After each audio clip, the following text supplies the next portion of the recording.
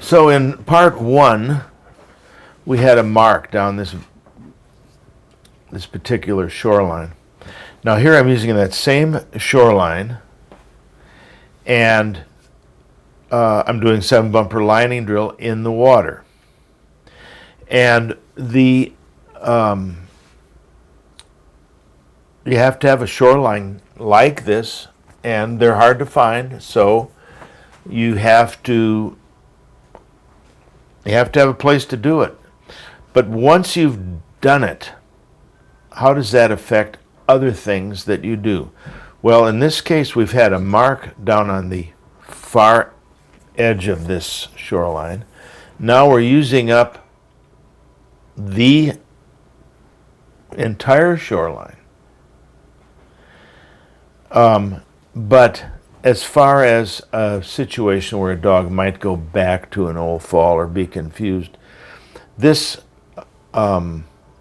lining drill isn't really going to affect this. So you can do this lining drill many, many times without any repercussions connected to almost any test you'd have here. But the thing you wouldn't want to do is have a mark on the way down the shore and then have a mark maybe in the middle. Then in another situation you have a mark from the other side, and then the dog would be absolutely and totally confused. There's nothing confusing about this, because the 7 bumper lining drill is a thing where you focus on a visual thing and go to where you're focusing.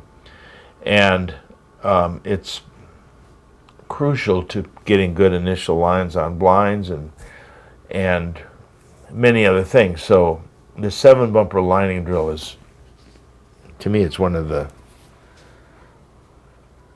premier things that I do in training. It's 7 bumper lining drill, the wide drill, and the single point blind, and the star drill. Those things all outlined in either the Land and Water Fundamentals or the advanced video. Those things contain almost every aspect to training. So you want to have a place, and if you're limited by only one pond or 1 or 2 ponds, you want to make sure that those ponds or that pond accommodates those things.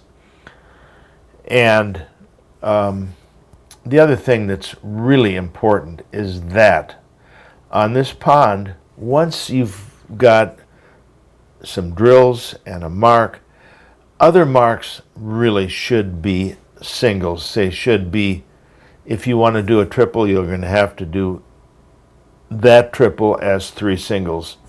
When you start incorporating drills and marks and memory and all this on one pond, you're going to get in trouble. So set your marks up where they're just singles, not multiples. So this is the 7 bumper lining drill. It's really a great drill to be doing, and an important one in the use of this shoreline.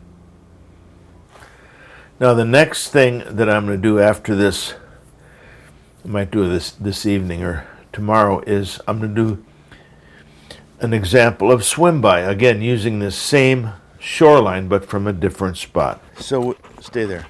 So we've been trying to get to the bottom of how to use a single pond to the best possible advantage. So this shoreline right here, we've had a mark down there. It's the only mark we've had. I did a blind from here way out that way. We had 7 bumper lining drill along this shoreline. Now I'm going to do swim by from here. So far nothing interferes with anything else. There's no concern that the dog is going to go back to something that's not even part of the drill or anything like that. So right now I'm going to do swim by, and in fact, it's a good time to do a little swim by review. What is swim by? There's quite a bit of confusion about it because a lot of times at seminars I'll say, does anybody here have a dog that can do swim by? And usually there's 4 or 5 people raise their hands. So I say, okay, go ahead and get your dog. And I've yet to have anybody be able to do swim by.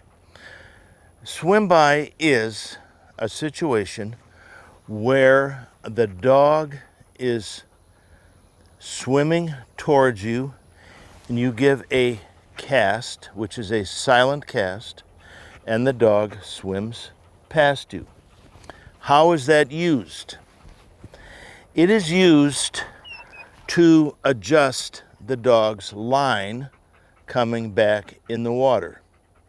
So let's say you've got a mark out that way, the dog goes and gets it, and he wants to land over there somewhere. So to counterbalance that, you're casting him away from there so that what you really wanted in the first place was the dog to come straight back, but now you counterbalance that by giving swim by, and he swims past. I'm going to do a little, well, I'll tell you a little bit about swim by.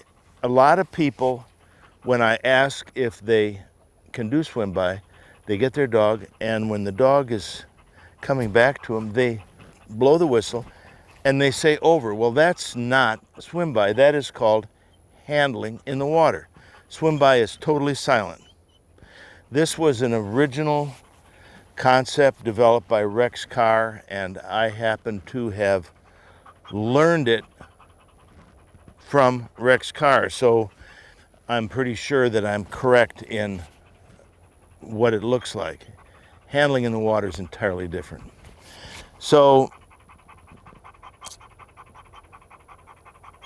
I'll give you a little demonstration with Choir Boy. He has learned it, so he knows about it. All right, come on. Want to do a little swim by? Sit. Sit. Okay, come on. Like. You got to watch out on this game. Here you go. Here you go. Sit. Sit. Hold. Out. Sit. Fetch. Sit. Hold. Out. Heel. So I'm going to demonstrate swim by. Back.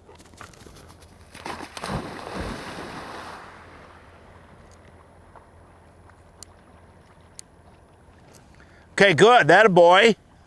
All right, so he's swimming towards me, and when he gets a little closer, I'm going to stick my hand out, and that means he swims away past me. And don't leave your hand out. Keep your hand in here, so if he looks at you, I'm waiting for him to look.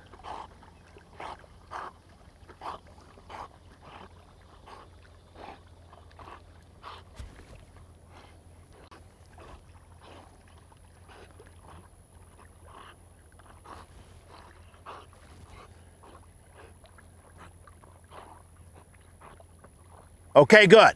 When he gets well past you, then you can just call him in. Some people have this concept of this, I don't really know what you'd call it, but they have the dog swim by so far and then get on land and run a couple 100 yards out that way. And I don't know that that's here, sit.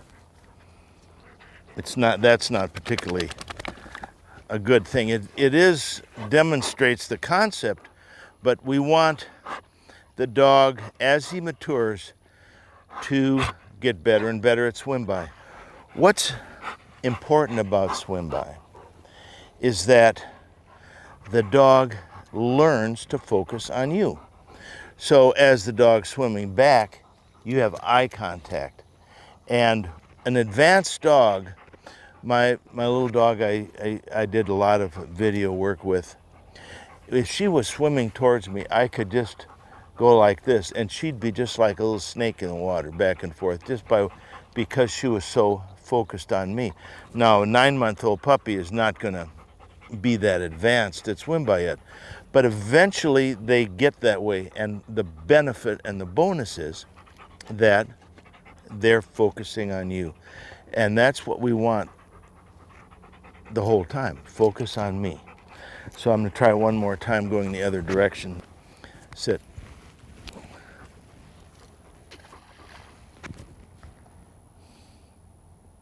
Back.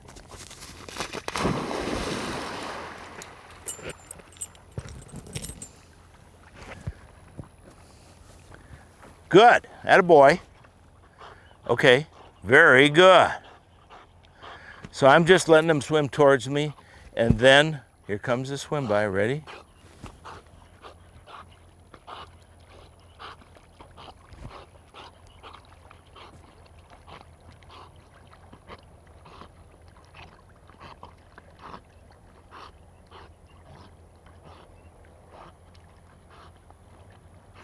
Okay. Attaboy, good. So that's a little review of swim by. It's in order to teach the proper line back to you, and also to create focus on you. The focus being sit, the most important part of it. So as far as marks are concerned, we just have the one mark.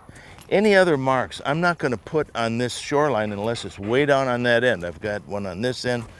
Maybe I could throw a mark down there, but I'm not going to do marks any way here because maybe they'll go to the old mark. I don't want that.